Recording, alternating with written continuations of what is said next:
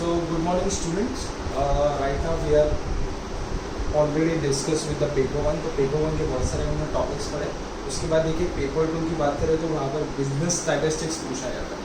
तो business stats की बात करें इसके पहले अर्लियर 2017 तक का फ्रॉम 2011 ऑनवर्ड पेपर टू और पेपर थ्री होता था. वहाँ पर देखा जाए तो बिजनेस स्टैट्स का एवरेज टोटल मार्क्स में देखा जाए तो it's around coming around 30 marks, 35 कभी कभी 35 मार्क्स के लिए भी बिजनेस स्टैट्स पूछा जाता है. बट 2018 ऑनवर्ड देखिए सिलेबस में थोड़े चेंजेस हुए और बिजनेस स्टैट्स का एवरेज क्योंकि पेपर टू और पेपर थ्री को मर्ज करके पेपर टू बनाया गया. उस पर देखा जाए तो अभी राइट नाउ सिर्फ अप्रॉक्सीमेटली 20-25 मार्क्स के लिए पूछा जा रहा है. तो फर्स्ट ऑफ ऑल ये बिजनेस स्टैट्स की बात करें, ये बेसिकली हमने FY BCom में पढ़ा हुआ. BCom में बहुत सारे measure of centre tendency, index number, decision theory, ऐसे बहुत सारे टॉपिक्स हमने ऑलरेडी पढ़े हुए हैं. उसके बाद हम लोग MCom पार्ट वन की बात करें तो MCom पार्ट वन में भी रिसर्च मेथोलॉजी करके हमने टॉपिक पढ़ा था. वहाँ पर भी देखिए बहुत सारे टॉपिक ऑलरेडी कवर्ड है जहाँ पर देखा जाए तो वेरियस स्टैटिस्टिकल टूल्स की बातें हो रही है, हाइपोथेसिस की बातें हो रही है. ओके, तो ऐसा बहुत सारा सिलेबस है. तो देखते एक एक सिलेबस का पार्ट अगर देखें तो कौन कौन से टाइप का सिलेबस यहाँ पर पूछा जाता है. ठीक है, तो फर्स्ट ऑफ ऑल स्टार्ट करें सिलेबस की बात करें तो first topic is measure of central tendency. उसके बाद there is a second chapter that is measure of dispersion. अगर ये दो चैप्टर्स आपको अच्छे से आते हैं तो ही आपको थर्ड चैप्टर कोरिलेशन और रिग्रेशन आता है क्योंकि उसके सम ऑफ द बेसिक्स यहाँ पर कवर हो जाता है. तो ये आपको बहुत इंपॉर्टेंट है. अगर टॉपिक 3 और टॉपिक 4 को अच्छे से समझना है तो पेपर टॉपिक 1 और टॉपिक 2 अच्छे से आना चाहिए. उसके बाद देखें तो डिस्ट्रीब्यूशन थ्योरी. तो ये देखिए आपको FY BCom के सेकेंड सेमेस्टर में ये देखने मिलता है binomial distribution, poisson distribution, normal distribution. उसके बाद there is a conditional probability. अभी देखिए पेपर वन में हमने ऑलरेडी प्रोबेबिलिटी पढ़ा हुआ है. जब ये कंडीशनल प्रोबेबिलिटी क्या होता है ये हमें यहाँ पर सीखने मिलेगा. उसके बाद there is a next chapter that is index number. उसके बाद there is a topic that is decision theory. Next topic is sampling design. उसके बाद बात करें तो देखिए हाइपोथेसिस करके एक टॉपिक है. उसके बाद देयर इज अ स्टैटिस्टिकल मतलब काई स्क्वायर, T, F और Z टेस्ट. इनके बारे में भी एग्जाम में बहुत सारे क्वेश्चन आप तक का पूछ रहे हैं. तो अभी हम लोग एक टॉपिक देखते हैं और सबका लिंक किसी ना किसी के साथ है. तो फर्स्ट ऑफ ऑल सारा बेसिक्स से आना चाहिए. इसीलिए अगर आपको रेफर करना है बेसिक्स तो इसके लिए देखिए मैं आपको दो बुक्स हैं जो रेकमेंड करूँगा जो कि FY BCom part 1 semester 1 and FY BCom semester 2. उसके बाद देखा जाए तो MCom पार्ट 1 की बात करें तो जहाँ पर रिसर्च मेथोलॉजी आपको एक 100 मार्क्स का पेपर था जिसके अंदर बहुत सारे यही टॉपिक कवर हो चुका है जहाँ पर ज़्यादातर हाइपोथेसिस और ये टेस्ट के बारे में पूछा गया. ठीक है, तो right now we are starting with topic number 1 that is measure of central. ये देखा जाए तो हमने FY BCom में पढ़ा था और FY BCom में बहुत सारा हमने कैलकुलेशन देखा था, मीन निकालना, मोड निकालना. ठीक है, उसके बाद हमने मीडियन निकाला. उसके बाद डिस्पर्शन की बात करें तो वहाँ पर हमने क्वार्टाइल डेविएशन, क्वार्टाइल, डेसाइल, ऐसे बहुत सारी चीज़ें सीखी. तो अभी हम लोग स्टार्ट करते हैं पहला topic that is measure of central tendency.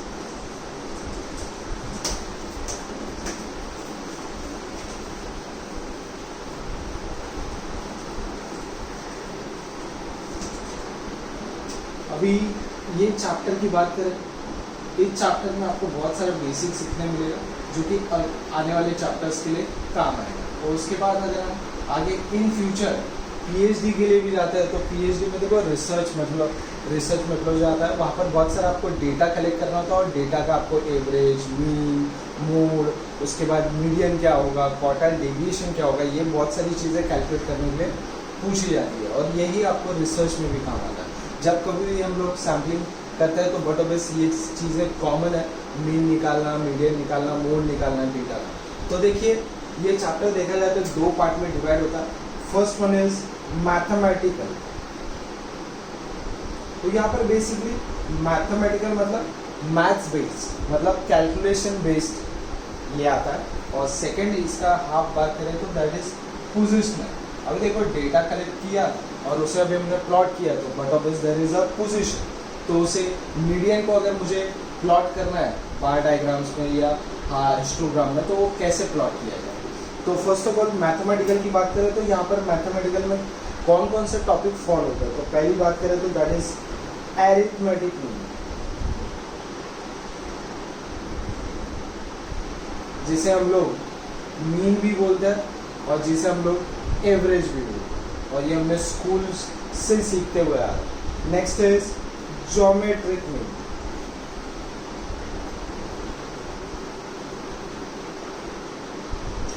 Third one is harmonic mean. तो इसमें 3 टॉपिक फॉलो होते हैं। ये अगर आपको अच्छे से आता है तो इसमें मिनिमम 2 मार्क का क्वेश्चन तो हमेशा यूजीसी में और सेट के एग्जाम में पूछा जाता है। तो ये 3 टॉपिक अच्छे से आना चाहिए। उसके बाद देयर इज हियर पोजिशनल, जिसके अंदर पहला टॉपिक आता है दैट इज मीडियन, और इसी मीडियन के अंदर there are sub topics are there that is quartile, next one is decyl,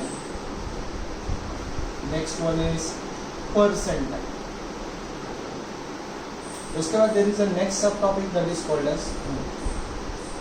अभी देखिए ये टॉपिक की बात करें तो ये इतना इम्पोर्टेंट भी नहीं है, पर देखो ये सारे बेसिक्स हमें आते हैं तो नेक्स्ट टॉपिक अच्छे से हमें आ पाएगा। वाई? बिकॉज ये देखा जाए तो हार्डली 2 या 4 मार्क्स के लिए ज़्यादा से ज़्यादा इस पर क्वेश्चन पूछा जा सकता है, बट ये बेसिक पढ़ना ज़रूरी है, क्योंकि जिनका स्टैट्स अच्छा नहीं है, मैथमेटिक्स अच्छा नहीं है, तो उनको ये पहला टॉपिक अच्छे से आना चाहिए, क्योंकि तभी जाके आगे के टॉपिक आपको अच्छे से आ सकते हैं। तो पहले हम लोग मैथमेटिकल की बात करते हैं, एरिथमेटिक मीन, जिसे मीन भी बोलते हैं, जिसे एवरेज भी बोलते हैं। और एवरेज तो हमने स्कूल से देखा हुआ है, हमारे रिजल्ट्स में हमने देखा कि अगर मैं 5 सब्जेक्ट्स का एग्जाम देता हूँ तो उसका 5 सब्जेक्ट्स के मार्क्स का एवरेज निकालना, तो what of marks divide by number of subjects. तो वैसे ही पहला टॉपिक एरिथमेटिक। अभी सिंपली मीन, अगर एरिथमेटिक मीन की बातें करें, जिसे आप मीन बोलते हो, जिसे आप एवरेज भी बोलते हो, ठीक है। सिंपली एक स्टूडेंट है और उसके 5 सब्जेक्ट्स के मार्क्स आपको पता है, एक्स मीन्स ऑब्जर्वेशन या उसके मार्क्स, ठीक है। उसे आउट ऑफ 100 में से किसी पेपर में, ठीक है, 70 मिला, किसी पेपर में 80 मिला, किसी पेपर में उसे आउट ऑफ 100 में से 50 आया, किस पेपर में उसे क्या पता आउट ऑफ 100 में से अगेन 70 आया, और किसी पेपर में उसे अगेन 50 आया, और इसका मुझे सिंपली एवरेज निकालना है। तो एवरेज निकालना मतलब क्या होता है, x bar is equal to summation x upon n. Summation x upon n मतलब सम ऑफ ऑब्जर्वेशन, तो जो भी आपको ऑब्जर्वेशन दिए गए अपॉन नंबर ऑफ ऑब्जर्वेशन। अभी सम ऑफ ऑब्जर्वेशन की सम करना मतलब समेशन करना, तो ये आपके पास सामने 5 क्वांटिटीज दी के रखे, तो इसका टोटल मार्क मतलब 0। उसके बाद देखिए अगर 5 and 5 10, 7 and 7 40, 10 और ये 14 हो गया 24, और 24 में अगर 8 अगर ऐड करें तो कितना होता है 320। उसके बाद नंबर ऑफ ऑब्जर्वेशंस में हाउ मेनी ऑब्जर्वेशंस आता है 5, और इसे अगर डिवाइड बाय 5 करें तो 5 6 30, उसके बाद कितना बचा 2 दैट इज 20, और 5 4 मतलब ये देखा जाए तो इस बंदे को कितने परसेंटेज मिलेगा, अगर इस 5 सब्जेक्ट्स की बात करें तो 64% मार्क्स। और देखिए ये बेसिक हमने बहुत सारा FY BCom में कैलकुलेट किया, पर यहाँ पर अपने एग्जाम में ये ऐसे सब पूछा नहीं जाता, ये आपको सीधा डायरेक्टली फॉर्मूला बेस्ड क्वेश्चन पूछते हैं कि एरिथमेटिक मीन या एवरेज का फॉर्मूला क्या है, ठीक है। इसीलिए आप लोग पास्ट पेपर चेक करिए 2011 से 2019 तक का, तो ही आपको समझ में आएगा कि कैसे कैसे क्वेश्चन है। तो ये हुआ इसका पहला पार्ट, जिसमें अगर आपको सिंपली ऑब्जर्वेशंस देखे, तो ऑब्जर्वेशंस देके रखे तो उसका मीन निकालना है, तो मतलब ऐसे निकालना। अभी देखिए ऑब्जर्वेशंस के साथ अगर आपको फ्रीक्वेंसी दिया होगा तो वो कैसा देखें। अब तक का देखिए हमारे पास एक ही स्टूडेंट था, बट अभी हमारे क्लास में स्टूडेंट बढ़ गए। जैसे कि अभी मैं बात करूँ x is a number of marks, और आउट ऑफ 50 में से अलग अलग स्टूडेंट्स को अलग अलग मार्क्स, किसे आउट ऑफ 50 में से 20 मिला है, किसे 10 मिला है, किसे 30 मिला है, किसे 40 मिला है, किसे 50 में से 50 मिला है, और उसके साथ उसका फ्रीक्वेंसी भी आपको देख रहा है। क्या होता है क्लास में 20 मार्क्स मिले ऐसे 2 स्टूडेंट, पूरे क्लास में 10 मार्क्स मिला एक स्टूडेंट है, 30 मार्क्स मिला ऐसे 5 स्टूडेंट है, 40 मार्क्स मिला ऐसे 2 स्टूडेंट है, अगेन 50 मार्क्स मिला ऐसे 5 स्टूडेंट है। अभी देखिए पहले तो हमारे पास एक ही बंदा था, पर अभी देखिए 5 + 5 = 10 और ये 5 पकड़ के 15 स्टूडेंट है। तो अभी इसका मेन निकालने से हम फॉर्मूला ऐसा नहीं लिख सकते समेशन x/n। जब एक ऑब्जर्वेशन होता है तो उसका ही सम निकलता है, पर यहाँ पर ऑब्जर्वेशन के साथ उसका फ्रीक्वेंसी दिया है, तो उस समय there is a formula get change, x bar is summation fx/समेशन f। तो समेशन fx का मतलब क्या होता है? First of all we have to calculate fx मतलब f into x का मल्टीप्लिकेशन। 20 2 ज़ा 40, 10 1 ज़ा 10, 30 5 ज़ा 150, 40 2 ज़ा 80, 50 5 ज़ा दैट इज 250। तो देखिए इसका 2 भी मारे तो 0, उसके बाद देखो 5 + 5 = 10, 10 + 8 is 18, 18 में 1 ऐड करें तो 19, और 19 में 4 ऐड करें तो दैट इज 23, और ये 2 आपका कैरी फॉरवर्ड दैट इज 2, उसके बाद 2 + 1 is 3 और ये 5 है।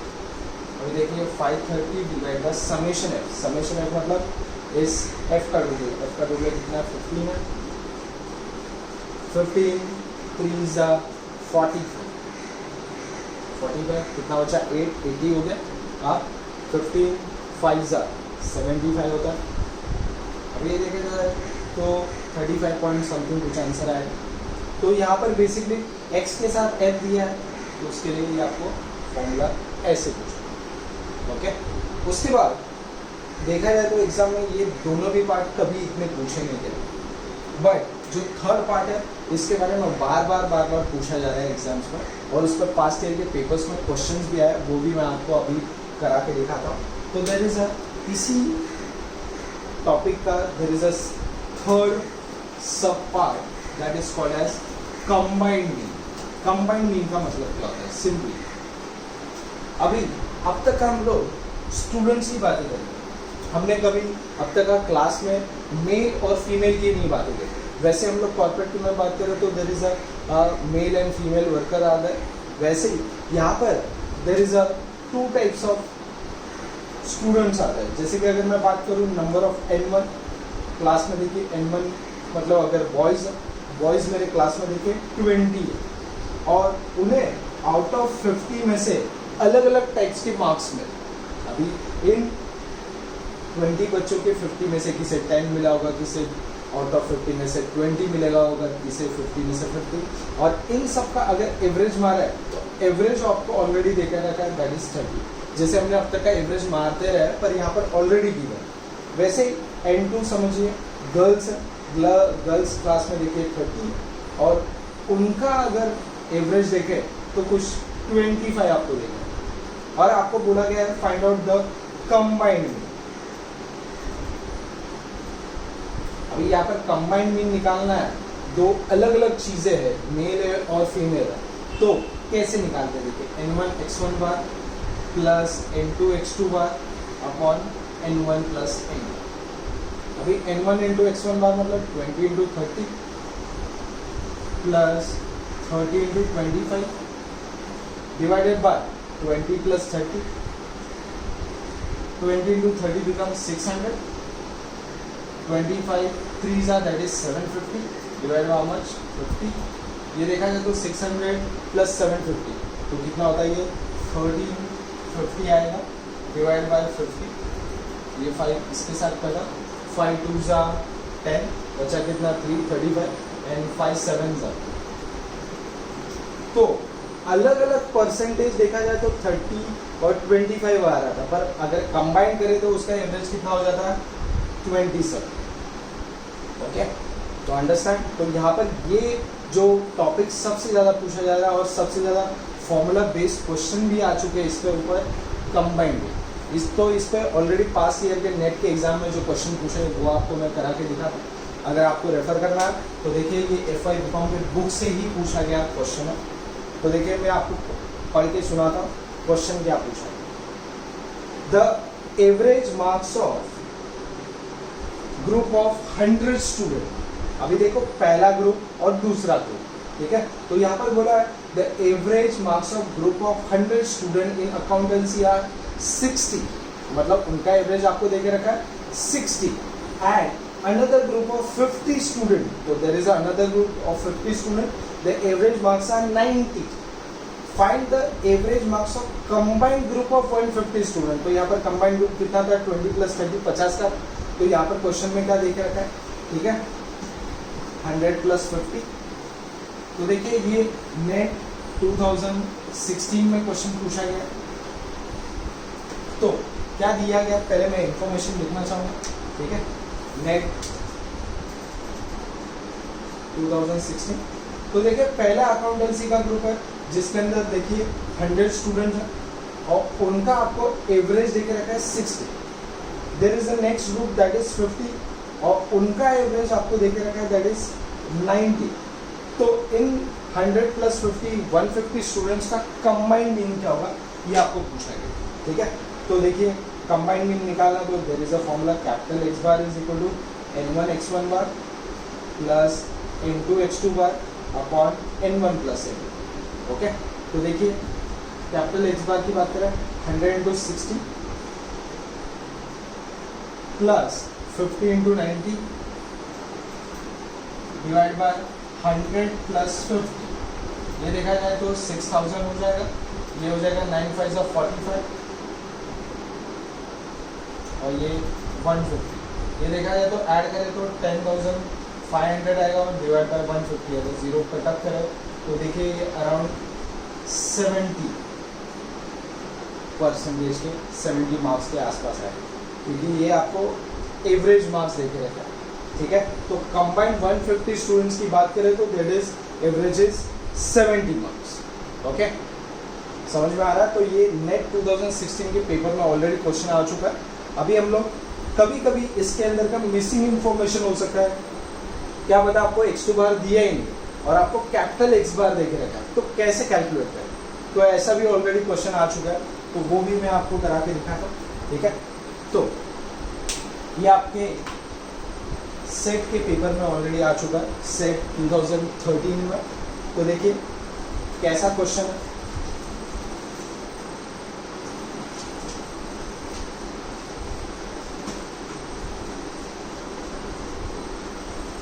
क्या बोला गया, सेट 2013 क्या बोला गया कि the average weekly wages for 90 worker, 90 workers की बात करें, 90 मतलब पूरे वर्कर कितने हैं 90, और उनका एवरेज आपको देके रखा है 590। तो अब तक का जो X1 बार X2 बार दिया होता था, पर यहाँ पर कंबाइंड में आपको देके रखा है the average weekly wages for 90 worker बोला है, इसमें मेल फीमेल नहीं बोला है, 90 वर्कर मतलब सारे वर्कर आ गए।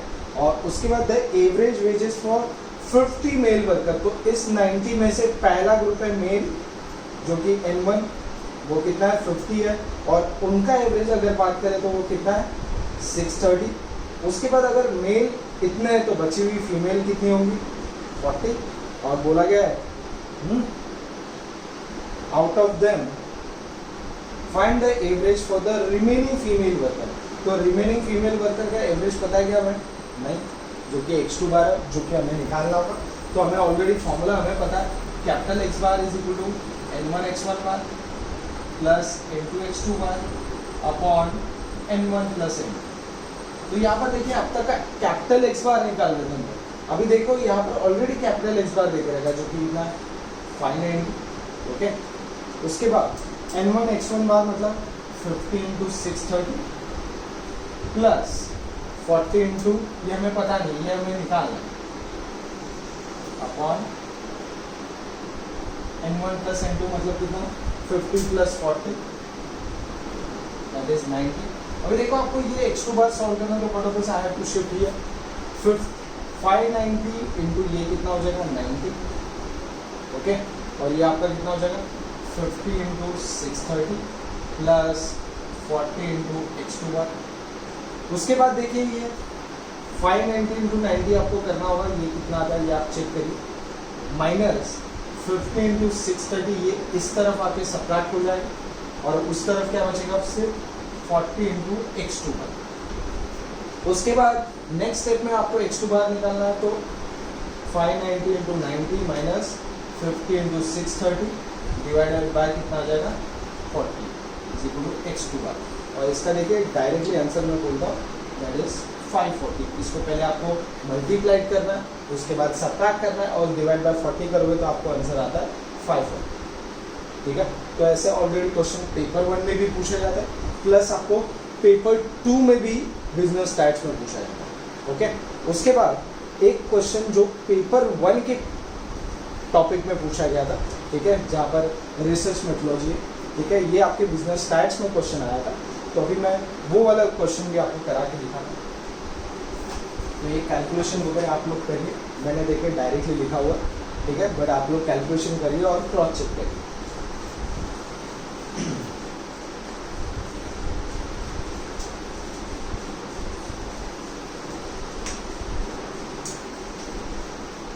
अभी ये पेपर में देखा जाए तो 2015 के नेट के एग्जाम में पेपर 1 में क्वेश्चन पूछा है कंबाइंड नहीं का। तो क्या पूछा है देखिए, the daily wages of group of employ. तो ग्रुप ऑफ एम्प्लॉयज मतलब पूरा ग्रुप, और उसका कैपिटल एक्स बार आपको देख रखा है 180।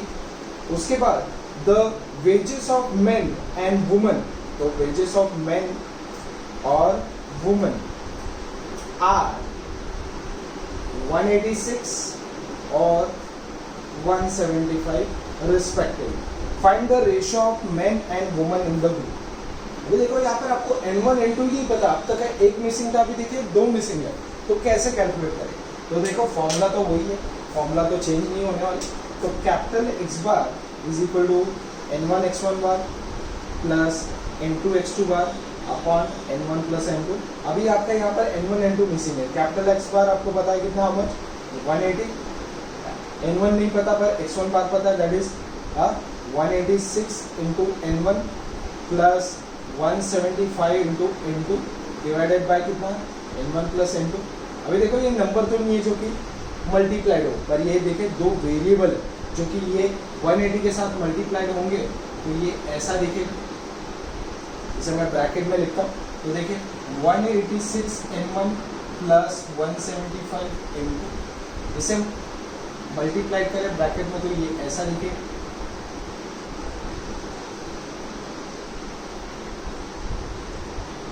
उसके बाद आपको कंपेयर करना है कौन सा N1 बड़ा है कौन सा N2 बड़ा है। तो यहाँ पर N1 की बात करो तो ये N1 बड़ा, यहाँ पर N2 की बात करो तो ये बटोबेस वो उस तरफ जाके सब्ट्रैक्ट होगा। तो 180 में से 175 N2 चला गया और 186 माइनस 180 N1, ये देखिए ये 5 N2 हो गया, ये 6 N1, और अभी आपको N1 बाई N2 चाहिए। तो बटोबेस इस 5 के नीचे 6 आ गया और इस N1 के नीचे N2 जाएगा। बटोबेस ये स्कूल में हमने मैथ्स पढ़ा हुआ है, ठीक है। तो ये पेपर 1 के क्वेश्चन में पूछा गया, ठीक है, कंबाइंड मीन का क्वेश्चन। तो एरिथमेटिक मीन की बात करें तो यहाँ पर सिर्फ सबसे ज़्यादा इंपॉर्टेंट कंबाइंड मीन ही है। तो पहला जो नॉर्मल मीन, उसके बाद मीन की अगर ऑब्जर्वेशन के साथ फ्रीक्वेंसी, वो इतना नहीं पूछा है, ओके। तो that is called as arithmetic mean. तो उस पर सबसे ज़्यादा कंबाइंड मीन का क्वेश्चन आता है, इसीलिए आपको फॉर्मूला अच्छे से पता होना चाहिए। तो कभी कभी ऑब्जर्वेशन कभी कभी आपको 3 वेरिएबल दिए, तो बटोबेस का 3 एवरेज दिया होगा, तो यहाँ पर बटोबेस एक वेरिएबल ऐड हो जाएगा N1 N3 into x3 bar upon यहाँ पर plus N1 plus N2 plus N3 आ जाएगा, ठीक है। अभी देखिए आते हैं हम लोग नेक्स्ट टॉपिक की तरफ, that is called as geometric mean. अभी ज्योमेट्रिक मीन में क्वेश्चन कैसे आता है और कैसा डेफिनेशन है इसका, ये देखिए।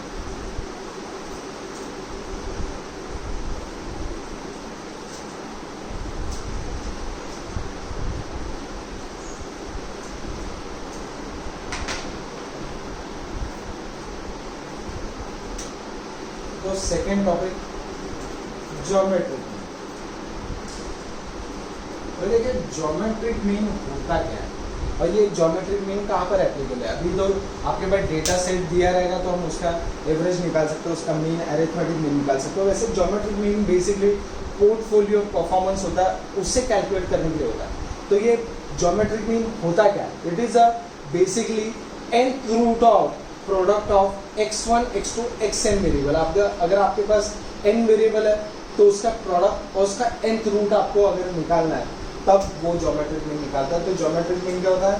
It is a nth root of, nth root मतलब ऐसे लिखते हैं, product of x1 x2 up till xn variable. ठीक है, जब n वेरिएबल होता है तो ऐसा। अभी देखिए पास्ट पेपर में 2015 के नेट एग्जाम में अगर आपको दो वेरिएबल देके रखे थे a एंड b, तो उसका ज्योमेट्रिक मीन क्या होगा? तो अभी देखो ज्योमेट्रिक मीन मतलब दो वेरिएबल होता है तो square root of a into b। क्या पता मेरे को अगर तीन वेरिएबल देख रहे हैं a b c तो उसका ज्योमेट्रिक मीन निकालो तो क्या हो जाएगा? It is a three variable तो it is a cube root of a into b into c। तो ये ऑलरेडी क्वेश्चन एग्जाम में आ चुका है। ठीक है, तो क्या आपको वेरिएबल दिए रहेंगे या क्या पता आपको सिंपली a का वैल्यू 9 दिया है, b का वैल्यू 4 दिया है और बोला गया है ज्योमेट्रिक मीन क्या होगा? तो ज्योमेट्रिक मीन का फॉर्मूला हमें पता है, प्रोडक्ट ऑफ n वेरिएबल, यहाँ पर दो प्रोडक्ट तो दो वेरिएबल मतलब उसका था स्क्वायर रूट। तो 9 इंटू 4 इज हाउ मच? 36 और 36 का रूट कितना आता है? 6। तो ऐसे सिंपल क्वेश्चन आता है। तो वापस मैं एक बार बोलता हूँ ज्योमेट्रिक मीन क्या होता है? It is the nth root of product of x1 x2 xn variable. Okay, और दो वेरिएबल दिए तो स्क्वायर रूट होता है, तीन वेरिएबल होता है क्यूब रूट, चार वेरिएबल तो फोर्थ रूट।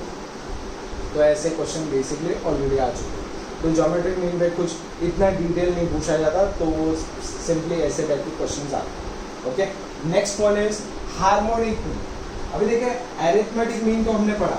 एरिथमेटिक मीन क्या होता है? एवरेज।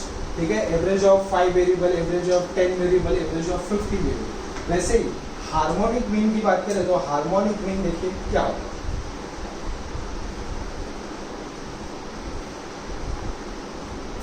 हार्मोनिक मीन बेसिकली क्या होता है? हार्मोनिक मीन की बात करें तो इट इज अ, ठीक है, रेसिप्रोकल ऑफ एरिथमेटिक मीन। तो एरिथमेटिक मीन का फॉर्मूला क्या होता है? Capital x bar is equal to summation x upon n होता है, इसे एम बोलते हैं एरिथमेटिक मीन।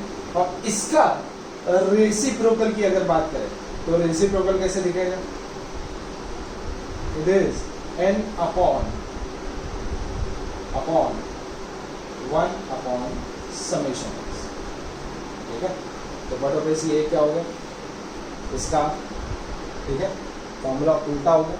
बट ऑब्वियस आपका एन ऑब्जर्वेशन ऊपर चलेगा और समेशन एक्स नीचे आ गया, वो भी 1 अपॉन समेशन एक्स में आ गया। ठीक है, तो बेसिकली यहाँ पर इसका डेफिनेशन सबसे ज़्यादा एग्जाम में पूरा हार्मोनिक मीन क्या होता है? It is a reciprocal of arithmetic mean. उसके बाद इन तीन एएम, जीएम और एचएम के बारे में भी एक क्वेश्चन बार बार पास पेपर में पूछा गया कि एरिथमेटिक मीन, ज्योमेट्रिक मीन और हार्मोनिक मीन में क्या रिलेशन है। तो बट ऑब्वियस यहाँ पर जो क्वेश्चन पूछा जाता है एग्जाम में तो ये हमेशा ये फिक्स रिलेशन है कि एरिथमेटिक मीन का जो भी वैल्यू है वो ज्योमेट्रिक मीन से बड़ा ही होता है और ज्योमेट्रिक मीन का वैल्यू हार्मोनिक मीन से बड़ा ही होता है। तो ये वाला भी बार बार नेट और सेट के पेपर में ये क्वेश्चन पूछा है। Am but obvious greater than GM, GM is greater than HM. तो ये भी लिख के रखें, ये भी बहुत इंपॉर्टेंट है, एग्जाम में पूछा गया है पास्ट पेपर्स में। ओके, तो एरिथमेटिक, ज्योमेट्रिक और दिस इज हार्मोनिक। ओके, ये सारे मैथमेटिकल मतलब जहाँ पर हम लोग कैलकुलेशन करके निकालें। बट आप लोगों का भी याद है आ रहा है सेकेंड पार्ट की तरफ, that is called as positional. Positional में पहला टॉपिक आता है that is called as median. किसी भी डेटा सेट का मिड पॉइंट निकालना उसे क्या बोलता है? मीडियन। सिंपली आपके पास 5 वेरिएबल दिए तो 5 वेरिएबल के बीच का पॉइंट क्या होगा? थर्ड। तो वैसे ही मीडियन आपके पास कितने ऑब्जर्वेशन? 1 2 3 4 5 और उसका मिड पॉइंट देखे तो 5। अभी देखिए यहाँ पर 5 ऑब्जर्वेशन दिए इसलिए 3 बोला, मतलब ये कैसे टाइप का ऑब्जर्वेशन है? ऑड टाइप का। वही अगर आपके पास 6 वेरिएबल दिए होते तो आपका बीच का पॉइंट होता है 3 और 4 के बीच का होता। ओके, तो दैट्स वाई ऑड नंबर का अगर आपको डेटा सेट देख रहेगा और उसका मीडियन निकालना तो there is a formula n+1 divide by 2। n+1 divide by 2 मतलब क्या होता है? अगर 5 वेरिएबल है तो कैसे दिखेगा? 5+1 डिवाइड बाई 2 मतलब 6/2 मतलब दैट इज थर्ड ऑब्जर्वेशन। वही अगर आपके पास 6 ऑब्जर्वेशन दिए होता तो वो कैसा होता? Even type. तो वो फॉर्मूला क्या होता है? n/2 + n/2 + 1 divide by 2। Okay, तो देखिए n/2 मतलब 6 है, तो 6/2 प्लस 6/2 प्लस 1 अपॉन 2। 6/2 का मतलब होता है third observation, and 6/2 third plus 1 is fourth observation. Third plus ये देखा जाए तो अराउंड 3.5 के आसपास आएगा बीच में, ठीक है। तो यहाँ पर बेसिकली एग्जाम में आपको सिंपली कुछ तो नंबर्स देख रखे हैं 19, 23, 20, 25 एंड 28।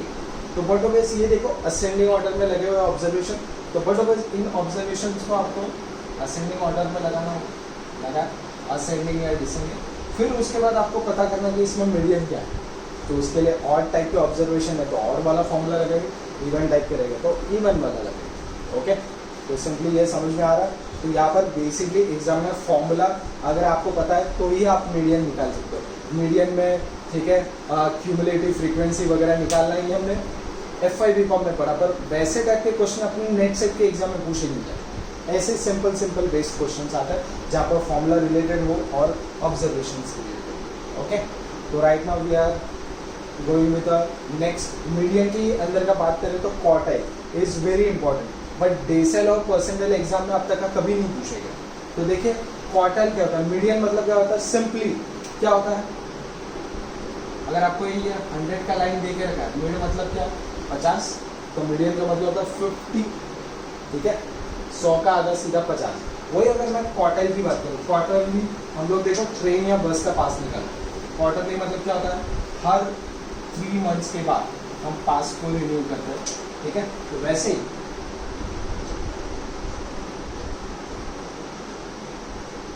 क्वार्टाइल की बात करें, आपके पास देखो ये 100 ऑब्जर्वेशन है और इसको आपको क्वार्टर में डिवाइड करना है। तो पहला quarter Q1, second quarter Q2 and third quarter is Q3। अभी देखा जाए तो ये 100 के लाइन को मैंने कितने पार्ट्स में डिवाइड किया, 4 पार्ट में। मतलब दिस इज माय N1, तो this is first part is N/4, second part is also N/4, third part is also N/4, fourth part is also N/4।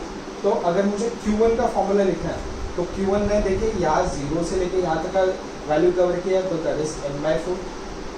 Q2 की बात करें, देखो इसने यहाँ से लेके यहाँ तक का कवर किया, यहाँ तक का, और देखो बेस तो सेम है पर n कितनी बार है, 2 बार है, तो 2n/4। वही अगर Q3 की बात करो तो कितना कवर किया, 3n/4। तो यहाँ पर बेसिकली एग्जाम में ऐसे फॉर्मूलेज बहुत बार पूछे गए। क्वार्टर का Q1 का फॉर्मूला क्या है, Q3 का फॉर्मूला क्या है, Q2 का फॉर्मूला क्या है, तो ये हमें अच्छे से पढ़ना है क्वार्टाइल के लिए। नेक्स्ट इसी के अंदर देखो नेक्स्ट टॉपिक इज डेसाइल।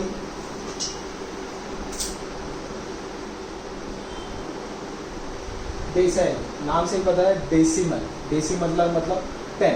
आपको सिंपली ये 100 का लाइन दे के रखा है और आपको उसे डेसिमल मतलब 10 पार्ट्स में डिवाइड करना है। तो पहला part that is D1, D2, D3। आपके लिए आप D9 जाओगे तब जाके ये 10 पार्ट होगा। जब इसके पहले क्वार्टाइल में देखो जब 3 बार हमने डिवाइड किया तब जाके उसके 4 पार्ट बने। तो पहला पार्ट देखो कितने पार्ट में डिवाइड हो, 10, तो n/10, n/10, n/10 ऐसे करते हो n/10। तो उन्होंने अगर फॉर्मूला पूछा D1 का क्या होगा, तो हम लिख सकते हैं n/10।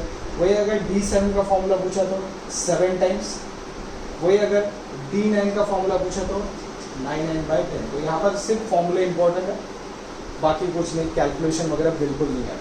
ओके, उसके बाद there is a next that is percentile. नाम से ही पता चलता है परसेंटेज, ठीक है। तो सिंपली ये आपको एक 100 का लाइन दिया हुआ है और उसे आपको 100 पार्ट्स में डिवाइड करना है। 100 पार्ट मतलब P1, P2, अब फिर ऐसे करते करते हम लोग को P99 जाएंगे तब जाके ये 100 पार्ट में डिवाइड होगा। तो हर एक पार्ट कितने पार्ट्स में डिवाइड होगा, n/100, n/100 ऐसे करते हुए n/100। इसी में हमने फॉर्मूला पूछा, P1 का फॉर्मूला क्या होगा, तो क्या होगा n/100। P7 का फॉर्मूला क्या होगा, 7n/100। देखो बेस सेम है, सिर्फ वो नंबर में वही। P87 का फॉर्मूला क्या है, 87n/100। तो यहाँ पर सिर्फ फॉर्मूले इंपॉर्टेंट है, कैलकुलेशन वगैरह बिल्कुल भी एग्जाम में नहीं आता। उसके बाद there is a next topic that is called as, सबसे इंपॉर्टेंट है, दैट इज मोड। और इस टॉपिक का लास्ट पार्ट मोड की बात करें तो mode is most repetitive frequency.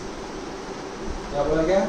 Mode is most repetitive